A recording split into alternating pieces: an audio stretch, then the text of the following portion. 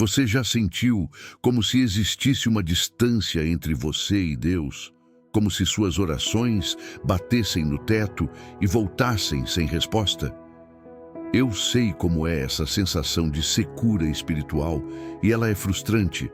Nós buscamos tantas formas de nos conectar com Deus, mas existe uma ferramenta antiga, poderosa e muitas vezes incompreendida, que pode ser a chave para destravar um novo nível de intimidade com Ele.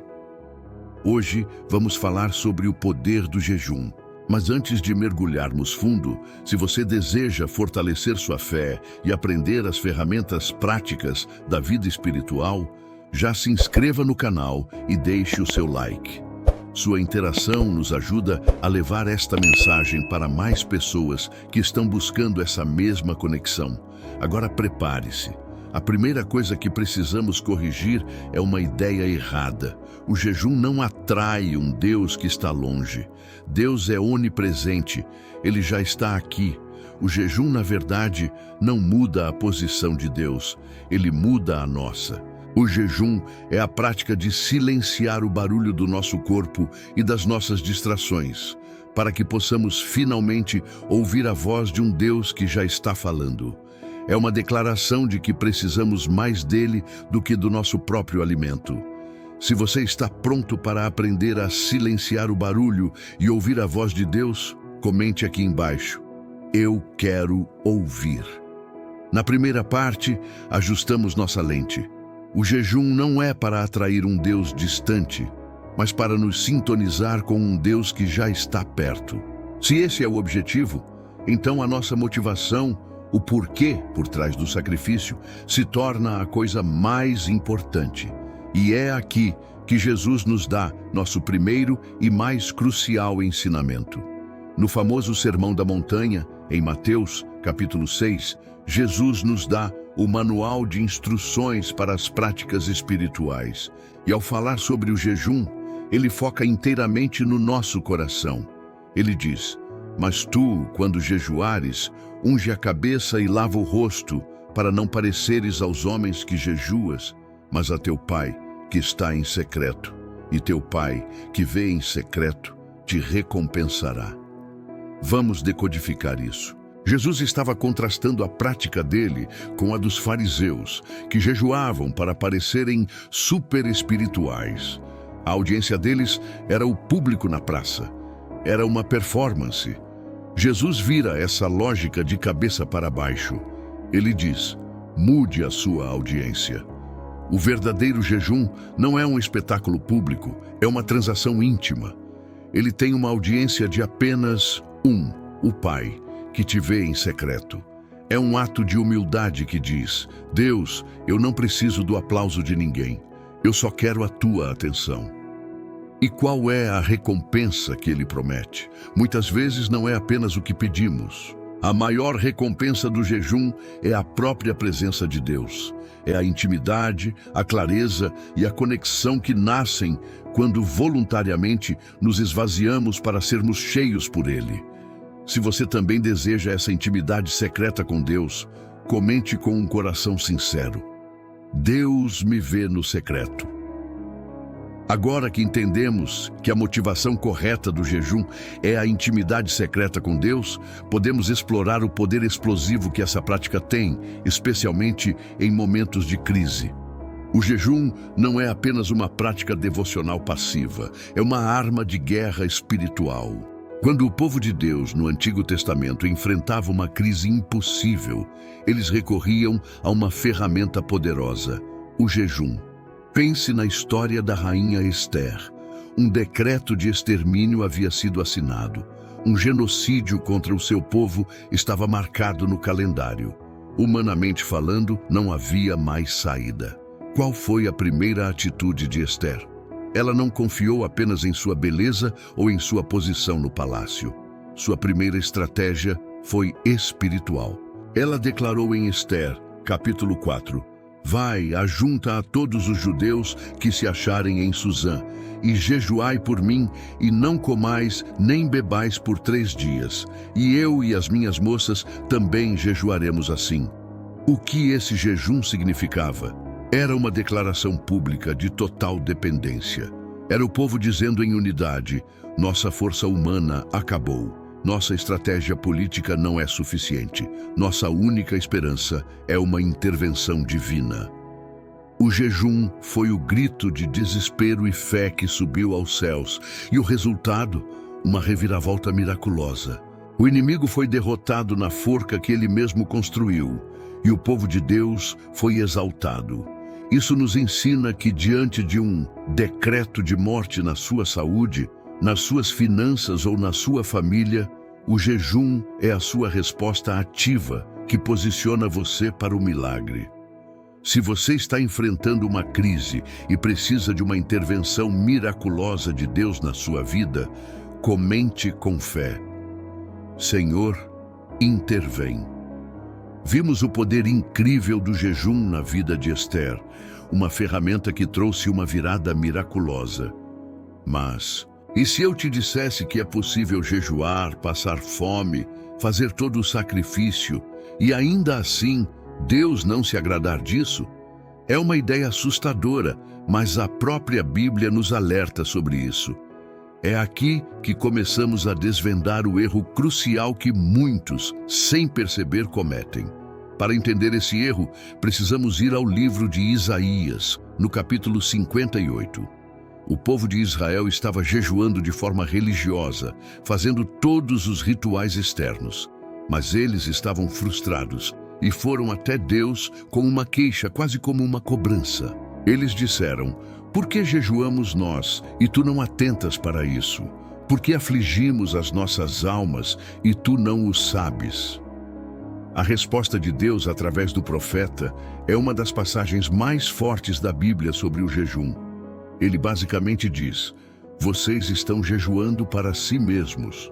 No dia do seu jejum, vocês buscam os seus próprios interesses, oprimem os seus trabalhadores e vivem para brigar e contender.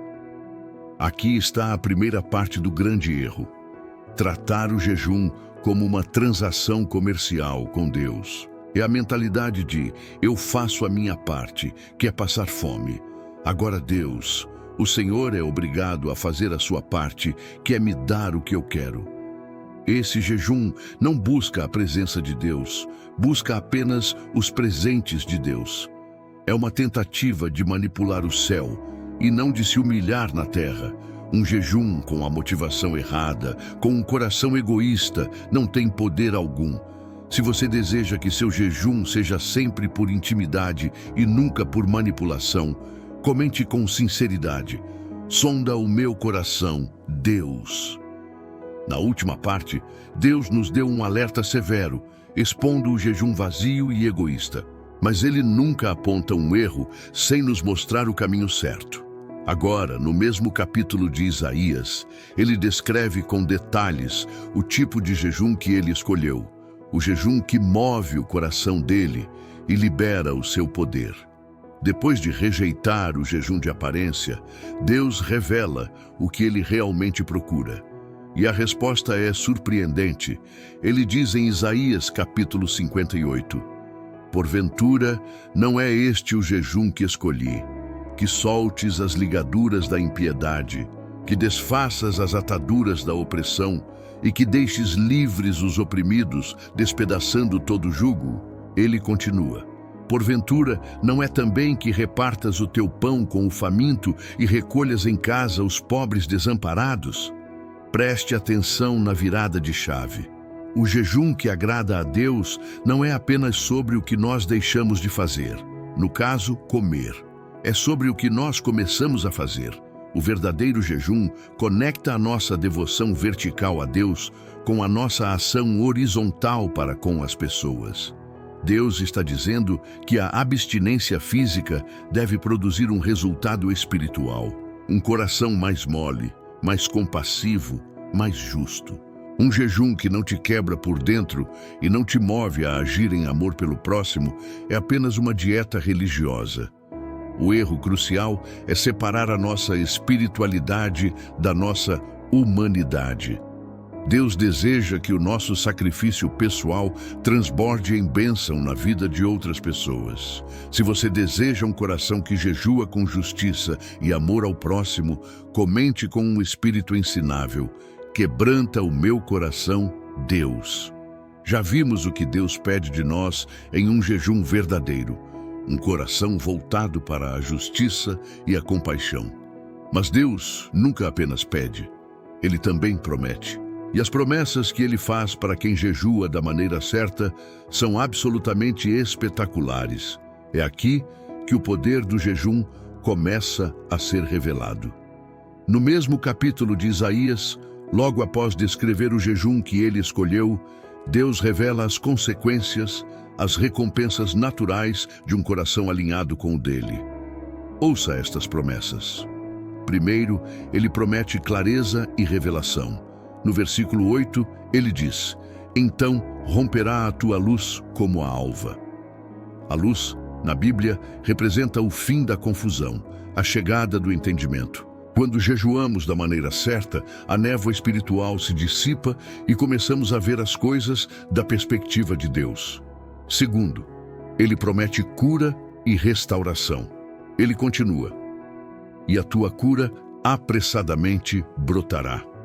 O jejum, ao alinhar nosso corpo, alma e espírito com Deus, cria um ambiente propício para que o poder restaurador dele flua, seja em nossa saúde física, emocional ou espiritual. Terceiro, Ele promete proteção divina. A promessa é linda. A tua justiça irá diante de ti e a glória do Senhor será a tua retaguarda. Imagine isso, a justiça de Deus abrindo o caminho na sua frente e a glória dele te protegendo por trás contra ataques que você nem vê. E por fim, a promessa que todos anseiam, a oração respondida. O versículo 9 começa dizendo: então clamarás e o Senhor te responderá. Gritarás por socorro e Ele dirá: eis-me aqui.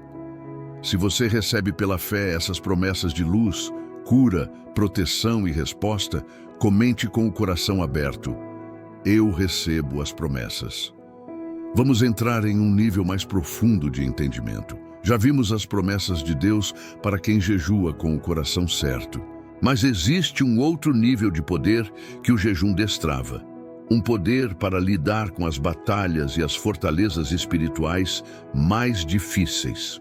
No livro de Mateus, capítulo 17, os discípulos de Jesus se deparam com uma situação de grande frustração.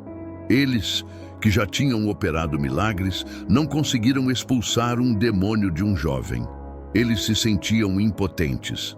Depois que Jesus resolveu a situação, eles o perguntaram em particular: por que não conseguimos expulsá-lo? Jesus primeiro aponta para a fé deles, mas depois acrescenta um ensinamento avançado. Ele diz: mas esta casta de demônios não se expulsa senão pela oração e pelo jejum. Preste atenção nisso. Jesus está nos ensinando que existem níveis de batalha espiritual e que certas fortalezas só são quebradas com um nível mais elevado de consagração. Mas por quê? Como o jejum libera esse poder? O princípio é o do domínio do espírito sobre a carne. Nosso corpo, com seus apetites e desejos, está constantemente gritando por atenção. Quando jejuamos, nós intencionalmente negamos a voz da nossa carne.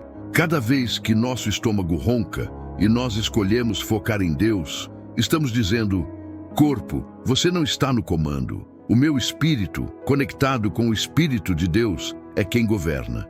Esse ato de negar o natural fortalece o sobrenatural em nós. O jejum enfraquece a nossa carne e fortalece o nosso espírito, nos tornando mais sensíveis à voz de Deus e nos dando mais autoridade no mundo espiritual.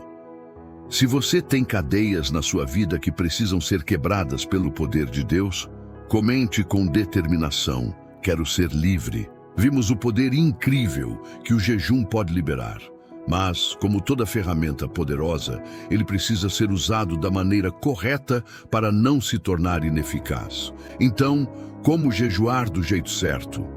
O segredo está em fazer a si mesmo as perguntas certas antes mesmo de começar.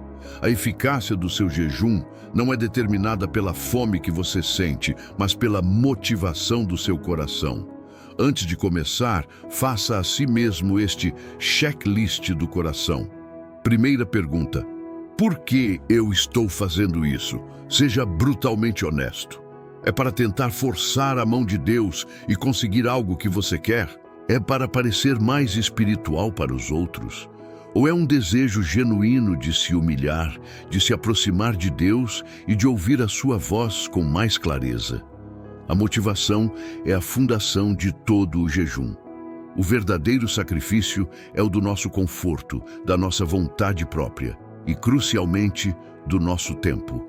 O tempo que você gastaria preparando a comida e comendo deve ser reinvestido em oração e na leitura da palavra.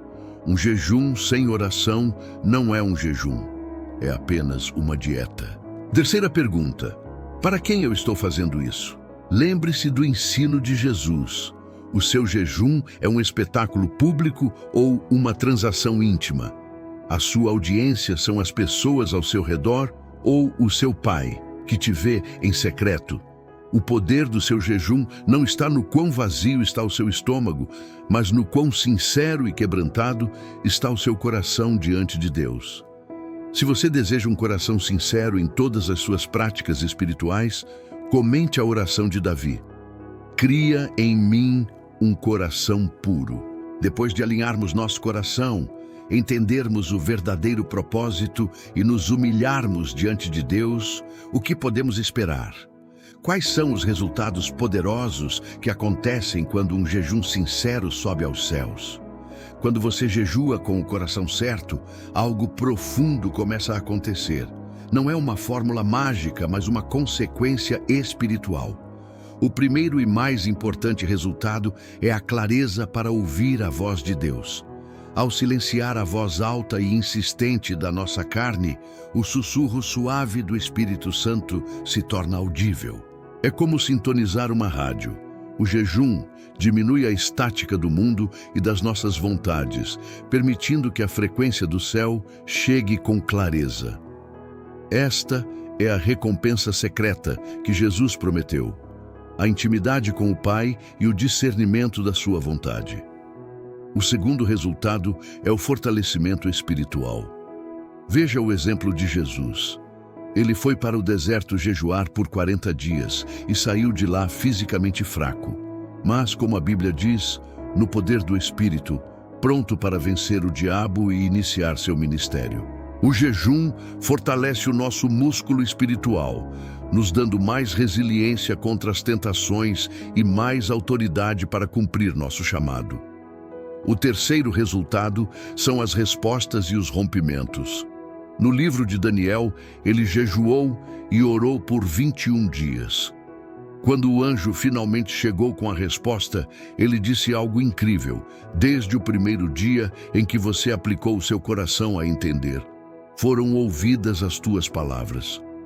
Às vezes, a resposta de Deus é liberada no primeiro dia, mas a nossa perseverança no jejum é o que vence a batalha espiritual que impede a resposta de chegar até nós. Se você deseja experimentar esses resultados na sua vida, comente com um coração faminto: eu tenho fome de Deus.